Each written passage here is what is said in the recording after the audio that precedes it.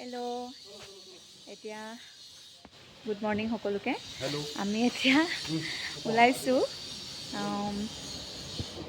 মানে আমি হোটেলত যে আছিলোঁ যোৱাকালি হোটেলৰ পৰা এতিয়া ওলাইছোঁ আমি বোমলা যাবলৈ।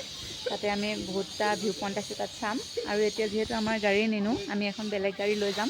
সেয়া সকলোখিনি তাত উঠিছে মানুহ, বাকী পিছত লগ পাই আছোঁ দেই। সকলো ব্যস্ত হৈ আছে এতিয়া। আমি যেতিয়া বুমলা পালোহি পাই দেখিলোঁ সেইজন হ'ল সুবেদাৰ জুবিন্দৰ সিং। 1962 চনত তেওঁ আমাৰ ইণ্ডিয়াক যেতিয়া চাইনাই এটেক কৰিছিল, এইটো হ'ল তেওঁৰ স্মৰণীয় সত্ৰ। যেতিয়া চাইনাই এটেক কৰিছিল তেওঁ নিজৰ প্ৰাণ দি পেলাই দেহত 8টাকৈ বন্দুকৰ গুলি খাই তেওঁ চাইনাক হাতত ধৰা পৰিছিল, দেহত 8টাকৈ গুলি খাইছিল তেওঁ। তথাপিও তেওঁ আমাৰ ইণ্ডিয়াৰ বিষয়ে কাকো একো নক'লে। তেওঁক 2টা চকু উলিয়াই দিছিল জীৱিত থকা অৱস্থাত, হাত ভৰি ভাঙি দিছিল আৰু দেহৰ 10টা আঙুলিৰ নখ উলিয়াই দিছিল। এইজনে হ'ল সেই বীৰ সৈনিকজন জুবেদাৰ সিং। এইজনে সেইজন তেওঁ আমাক ৰক্ষণাবেক্ষণ দিছিল, সেইজনে সেই মানুহজন। তেওঁলৈ চেলুট দিলছে, তেওঁলৈ চেলুট। এতিয়া আমি আহি এয়া পাই গ'লোঁ মাধুৰী লেক। এইফালে এইটো মাধুৰী লেক। ইমান দূৰ অতিক্ৰম কৰি আমি এইখিনি পাইছোঁহি। পৰিৱেশটো যে হাইট যিহেতু বহুত বেছি, উশাহ অলপ ল'বলৈ অকণ অসুবিধা হয় আৰু ঠাণ্ডাও আছে। যদি আমি জানুৱাৰী ফেব্ৰুৱাৰী মাৰ্চ এই 3 মাহত আহিলে তো ইয়াত প্ৰচুৰ পৰিমাণে বৰফ পালোঁ হয়। এই লেকটো সম্পূৰ্ণ বৰফে ঢাক খাই থাকিলে হয়। মই আগত আহিছিলোঁ, আমি ইয়াত বৰফ খা গোলা বনাই পেলাই খেলিছিলোঁ, কিন্তু এতিয়া ল'ৰা ছোৱালী লৈ আহিছোঁ তো অলপ বেলেগ ছিজনত আহিছোঁ সেইটো কাৰণে, যাতে ঠাণ্ডাটো কমাই পাওঁ। তো সেয়ে আহিলোঁ, ভাল লাগিছে। আহক আগত দেখুৱাম আপোনালোকক কি কি পাম। বাকীখিনি পিছত দেখাই আছোঁ বাৰু। এতিয়া সোমাই লওঁ, ইয়াতে এটা ফটো এটা উঠি লওঁ। এতিয়া আমি আকৌ ৰাস্তাৰেদি আহি থাকোঁতে মন্দিৰ এটা পালোঁ, বৌদ্ধ মন্দিৰ। আহকচোন দেখুৱাম। আৰু এইকেইটা চাওকচোন, এতিয়া ঘূৰাই গ'লে ভাল।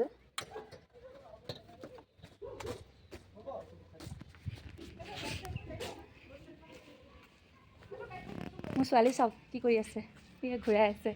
মামা পাৰিছেনে? এইটো মন্দিৰ, বৌদ্ধ মন্দিৰ ন বৌ, হয়নে? ইমান ডাঙৰ, ৰ'ব। বৌদ্ধ মন্দিৰ আৰু ষ্টেচু ন একেলগে আছে দুইটা। ধুনীয়া লাগিছে ন? বহুত ওখ দেই। আটাইতকৈ ডাঙৰ এইটোৱে নেকি? নহয়, এইটো এছিয়াৰ আটাইতকৈ ডাঙৰটো নহয় ন? ডাঙৰটো নহয় ন এইটো? অঁ, অৰুণাচলৰ ডাঙৰ হয় এইটো, এছিয়াৰ ভিতৰত নহয় এইটো, অৰুণাচলৰহে ডাঙৰ। তলতো আছে ন কিবা কিবি সিফালে?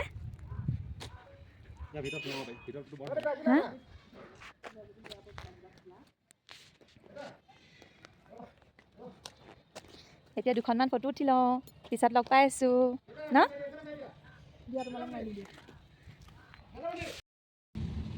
এনেকুৱা ৰাস্তা, ইমান ফগ আছে, ভালকৈ দেখাই নাপায় ৰাস্তাটো। গাড়ী চলাবলৈ ইমান অসুবিধা হৈছে নহয়। ছাইডৰ লাইটকেইটা আৰু মাজত থকা বগা আঁচকেইডালেহে আমি গৈ আছোঁ লাহে লাহে। ইমান মানে কুঁৱলী পৰিছে, এয়া দেখিছেনে? একোৱে দেখা নাপায়, বহুত কষ্টৰে গৈ আছোঁ।